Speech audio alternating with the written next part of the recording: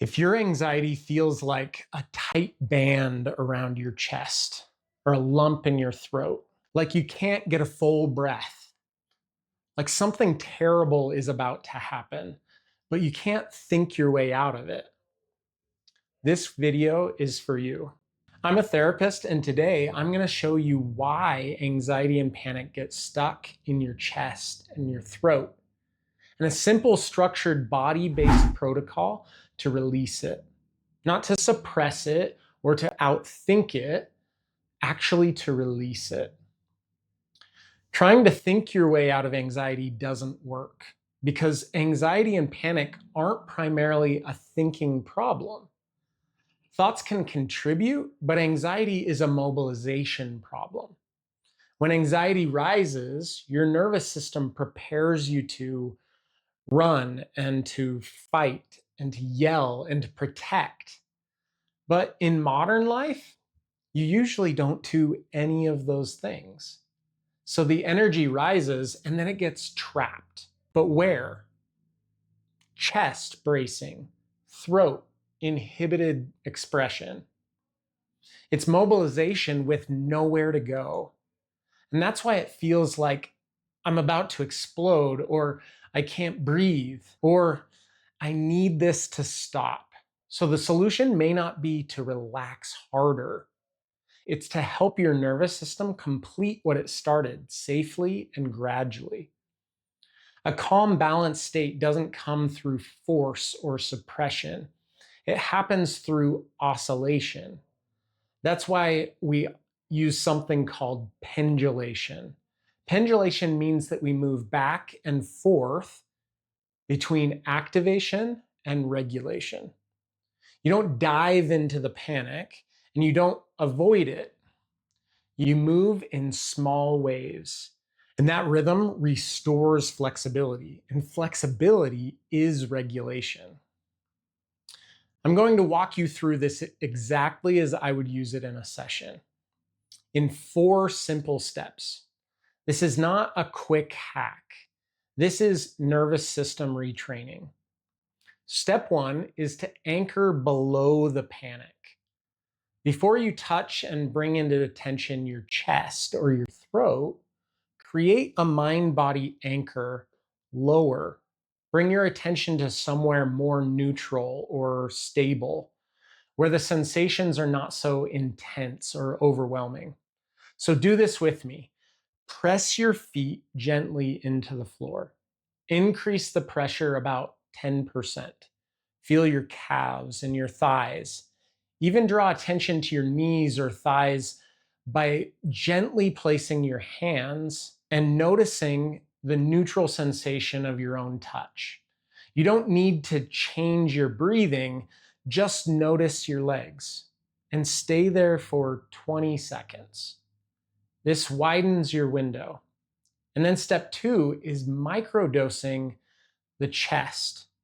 Now gently bring your attention back to your chest or your throat. And don't analyze, just describe. Is it tight, hot, heavy, buzzing? Stay for 5 seconds. Now go back to your feet. Feel feet on the floor. That's 1 pendulation. Do that 3 to 5 more times.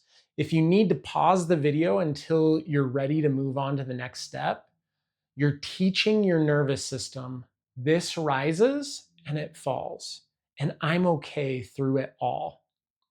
And step 3 is to include your throat. Notice the front of your throat, the back of your throat, the space inside your throat. Then back to your feet. If intensity spikes, stay lower longer. This is called titration. It's adding small, manageable amounts of activity or distress to the nervous system so that it can manage it in small doses. Now here's step 4. Here's where most people miss the real shift. Often chest and throat anxiety means something didn't get acted out or expressed. So we test gently. While holding the body sensations of anxiety in your attention, Press your palms lightly into your thighs or push against a wall and just hold for 3 seconds and then release. And just notice what happens, or try a very small hum. Quiet, short. Now stop before it escalates. If that feels okay, get a little louder. Then shift attention back to your feet and watch for spontaneous breath or warmth or a swallow or tears or shaking even, or important words or actions that arise. Those are signs of discharge. You don't force them, you allow them. And if they come, that's not only okay, it's progress and it's release. And finally, take proactive action in small amounts toward the thing you were previously avoiding, coupled with pendulation, like we've talked about. Now, anxiety isn't just emotion, it's incomplete defensive action. When you anchor pendulation and titrate and then complete, you give your nervous system the pathway it was trying to find all along. And that's why people often say things like, it changed, or I feel lighter, or it moved in my body, or I can finally breathe again. You didn't suppress it, you actually resolved it. So a couple common mistakes. Mistake number 1, trying to stay in your chest too long. Mistake number 2, forcing your breath.